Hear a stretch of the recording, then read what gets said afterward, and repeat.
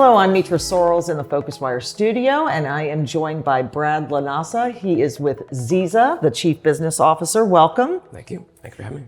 So I know that Zyzza has really been built by travel operators, not just fintech engineers, as may be the case with a lot of others. And that you say that allows you to create kind of have a travel DNA within the company and really test your product in your own internal operations. How does that change the way you can then solve for some of the pain points like agency debt memos and settlement flows? Now, over the years, we've had about 10 years using payment facilities, virtual cards, other payment instruments internally. We've seen just about everything. As you mentioned, agency debit memos, acceptance issues. We've had conversations with some of the other payment providers out in the industry, offering interesting and good solutions, but often they're looking at us saying, I don't understand the problem. I don't see the friction point because they're not living it's not our lived experience every day that they're the challenges that we face as a travel company. So we're explaining to them operational flows and other challenges that we face. And we felt that in talking to our customers as a travel company, and I should go back for a moment, we are a travel company at our heart, and we work with partners around the world, all feeding back many of the same issues that they've had, so we can speak the same language, both in terms of travel as well as in payments, and solve some of those issues together. Okay.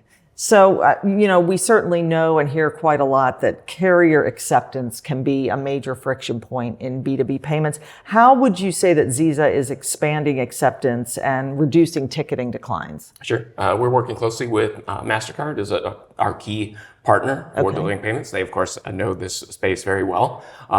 There are many products that they offer that allow us to find the right price point, whether that is, if that's an issue with a particular airline, that they have a number that they need to be comfortable taking a virtual payment. There are in the industry with OTAs and other travel providers. That in itself has been a friction point with airlines. They've looked down at with skepticism as to why we might do this, but it helps our operational flows. Again, if we want to own the entire orchestration from beginning to end, accepting of the payment and then distributing those payments down line, we need to have that operational flow. But it must work. If you have the moment something declines, an unexpected decline, and you might have 3 or 4 products in the mix, that's an operational nightmare that we face.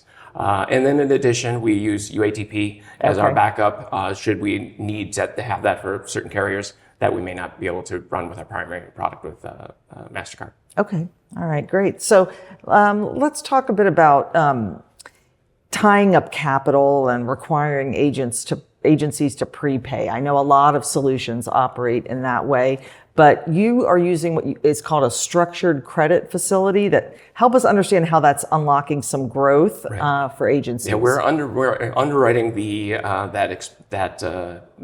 credit facility for those partners that have proven capital that they can back those payments, but given that little bit of a window that they need operationally, there are some payment solutions that can instantly convert a payment into a credit. It's an interesting model, but many of our partners still have 7-day, 14-day challenges to turn around their receipt of payments to then turn around and be able to generate those cards. So it restricts their growth. It sort of throttles their ability to grow when they can't pay upfront those cards.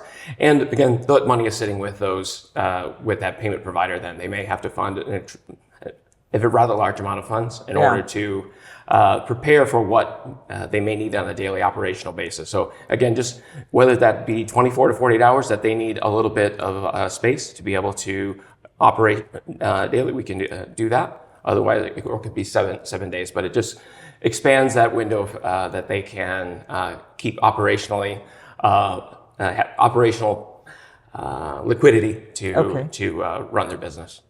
So you've mentioned virtual cards, but I understand that you believe that it's really no longer enough just to offer a virtual card, that there has to be integration of air content, APIs, payments into kind of one operating layer to really protect the agency margins. Tell us a bit more about that. Yeah, this is a really interesting piece that I think many don't offer. You talk to, again, some of the banks, the issuers, they are strictly talking from, this is our product, these are the points, this is what you get.